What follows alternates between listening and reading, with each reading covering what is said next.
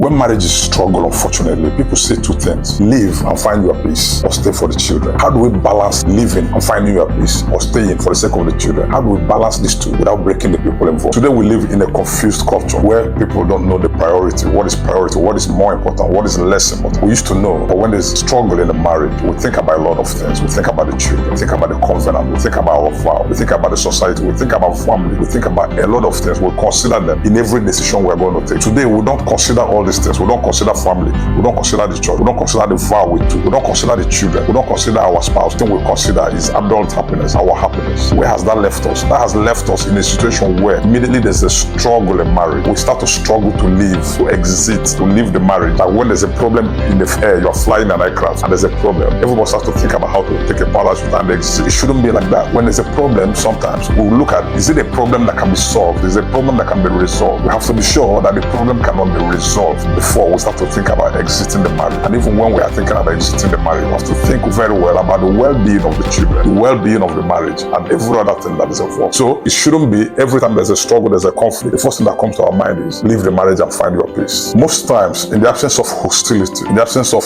a desire to harm, and in the absence of violence, it's always good, in the interest of the marriage, in the interest of the children, consider to stay in the marriage. And I'm saying this with all seriousness. In the absence of hostility, in the absence of a desire to harm, in the absence of ongoing violence, if these things are not there, it's always good to consider to stay and repair the marriage in the interest of the children. If there's ongoing violence, if there's hostility, if there's a desire to harm, it may no longer be safe. It may not be sound wisdom. It may not be sound judgment to stay in the marriage to repair it. There may be need to separate, even if there's no a divorce. But in the absence of that, it's always possible to repair the marriage. It's always possible to stay and endure because of the children. So we need to rethink. We need to reconsider. At what point do we start to think we're going to leave this marriage? We've had enough. We must think about the interest, the well-being of the children. Because most times, divorce and separation harm children more than the adults. But the adults are more interested in their happiness, in their ego, in their pride, in their own interest. So the children are sacrificed. And that's why we are saying, if there's no ongoing violence, if there's no desire to harm, if there's no hostility, we should please, in all cases, consider the well-being of the growing children, their mind, their mental health, their physical health. A lot of things about them that could go wrong. Their education could go wrong. A lot of things goes wrong when there's a divorce.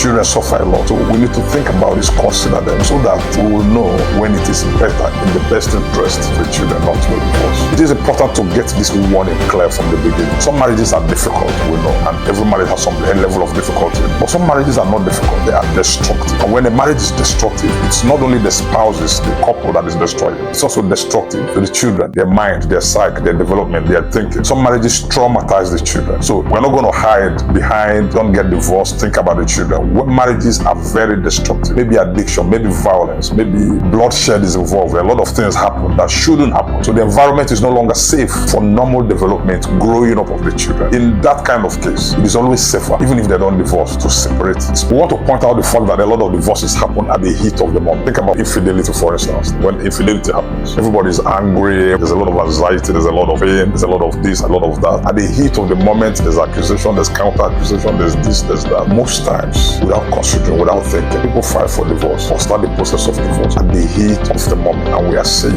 we need to understand that 55% of all divorces happen at the heat of the moment. And when people calm down to consider, to reflect on what happens, sometimes people regret why they went ahead with divorce. So it's important to understand that at the heat of the moment is not the right time to take a decision to divorce. I'm going to say that again. The heat of the moment, 1 month after the divorce, 1 month after the infidelity happened, there's cheating. Immediately after the cheating, immediately after you found out, immediately after it happens, immediately after your friends are talking about, that is always the wrong time to consider a divorce. Because most time at the heat of the moment, we make the wrong decision. That brings us to the last point, and that's to stay can be very sacrificial, but also very beneficial. And when we say very beneficial, it's not just beneficial to the children, it's beneficial to the couple, to the spouses. When you decide to stay, you may not enjoy all the things you want to enjoy. You may not talk all the time you want to talk.